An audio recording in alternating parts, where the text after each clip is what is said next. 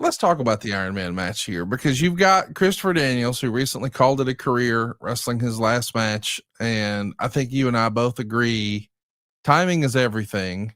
He, like Gail Kim, if he'd come along a few years later, would have been an even bigger star. But what a trailblazer, how important he was for TNA, for Pro Wrestling Guerrilla, for AEW, just for California wrestling. I mean, he was the man. And to know that he's in there with AJ Styles, a guy who has said that next year will be his last year in wrestling. And over the weekend, he wrestled in Japan for WWE, and he announced that this was his final match in Japan. And knowing the history that he has, being the former New Japan World Heavyweight Champion and all that he's accomplished, I know there was a lot of discussion, a lot of chatter, as you like to say, once upon a time, that he and CM Punk did not get along at all. But there was a great photo where the boys had sort of lifted up AJ on their shoulders in the ring in Japan. And there was a great candid shot of CM Punk and AJ Styles locking eyes. There's a mutual respect and appreciation. It's weird because it doesn't feel like that long ago, specifically in the era we're watching now. I know it was 20 years ago, but it doesn't feel like 20 years ago. And we would say, hey, this is the future of the business. This is what it's going to be. And now we're bidding farewell to the future. I feel like a lot of guys my age, we sort of grew up with this crop of talent thinking, hey, they're going to be the next big thing. And now they're sunsetting their careers. It's a hell of a thing to watch as a wrestling fan, Jeff. It's crazy. That move that AJ just did there, up and over the top and clotheslined him back in, the chemistry these two guys had. And I'll call this is the young AJ. Like, Daniels had incredible bounce in his legs during this era, but AJ was just next level. His athleticism, there would be maybe a Morphoplex executive or a Spike executive. I'll call it a non-wrestling fan that could be at one of our events. I'll call it on business. They would always comment like, damn, that AJ Styles is athletic, isn't he? I'm like, yep, he does it every match, every night. But yeah, AJ's, I'll call it career decisions, I think in a lot of ways, guys in the industry today should really take note of it, because he had been with TNA since the beginning, 2002, 2013. He's gone on record and kind of said, okay, the founder resigned. They're giving me a number that I'm not real comfortable with. I've got to pivot in my career. We've had these conversations. Him making the decision in New Japan and how I'll call it, went all in and looked at it from that perspective. You just kind of look around and know that AJ committed. And by the time he, debuted in Orlando at WWE, it set him up candidly for his next 10-year run, which is good for him. That's why he can have a weekend like he did this last weekend in Japan and have the dressing room lift him up, because he has paid a dude in the right word. Yes, he's done that, but he's such a well-rounded performer. It's incredibly fun to watch these guys do their thing. There's a reason they won the absolute best match of the night. Oh yeah. And what's great about TNA in this era is, let's just run through what you've seen so far. If you were in the crowd that night, and I was fortunate enough to be one of those guys, a 4-way. Let me just run through the names again. Sanjay Dutt, Austin Aries, Roderick Strong, and Alex Shelley. And then we saw Samoa Joe beat Jushin Liger. And then we saw Simon Diamond, Elix Skipper, and David Young beat Sonny Siaki, Apollo, and Shark Boy. Monty Brown beat Lance Hoyt. Eric Young, Bobby Roode, and A1 beat Conan, BG James, and Ron Killings. Petey Williams and the Ultimate X over Matt Bentley and Chris Sabin. Chris Harris and James Storm, America's Most Wanted, getting a win over Andy Douglas and Chase Stevens.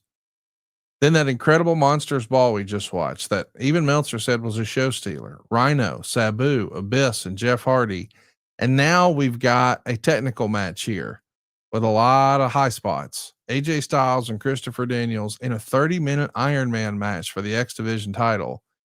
Coming up next is the Gauntlet Battle Royal and then the world title with Rhino and Jeff Jarrett. Like, this is about as freaking loaded as you can get of a card, really. And I thought very diverse. Yes. I was kind Something for everybody.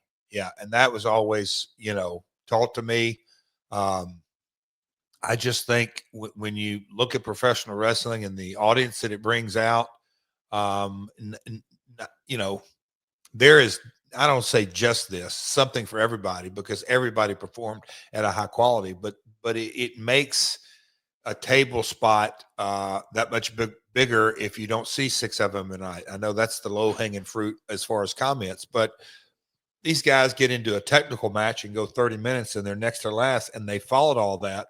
But it just the diversity. The folks in the arena haven't seen what these two guys have done. There's so much that goes into, I think, really thinking through how do you emotionally engage your audience, and you just cannot continue to do the same thing all night long.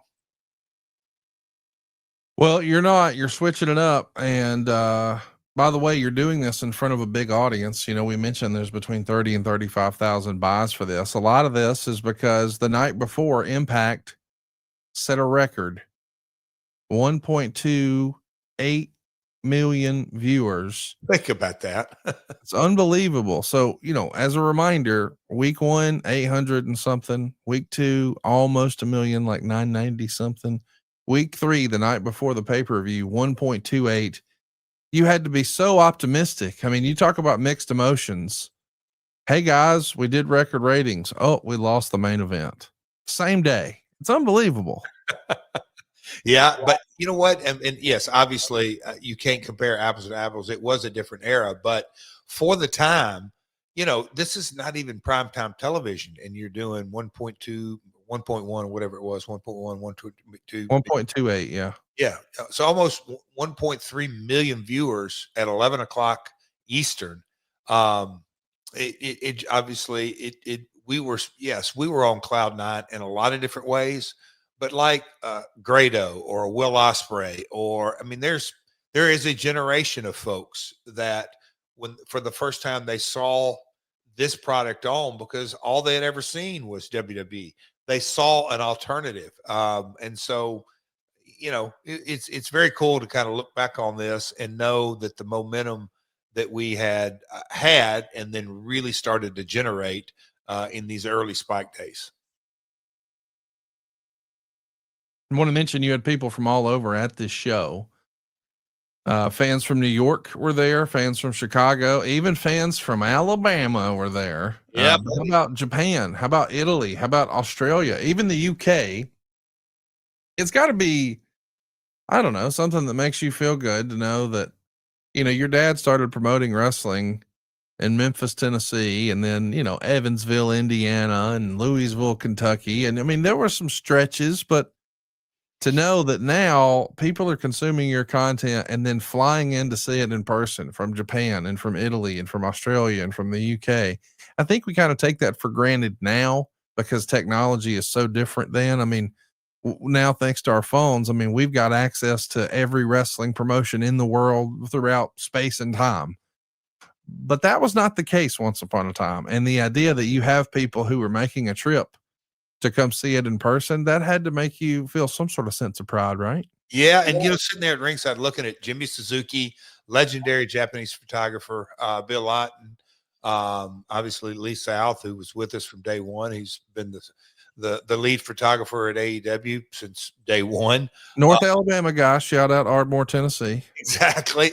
But, just what you're kind of saying, the documentation of it, knowing that, Bill or Suzuki, they don't fly in and shoot content unless they know that they're going to be able to, in these days, sell their photos, sell their content. And so, yeah, very, very cool. But man, look at, you look at those three guys in the ring, all three. Old Danny Engler, one of the top refs.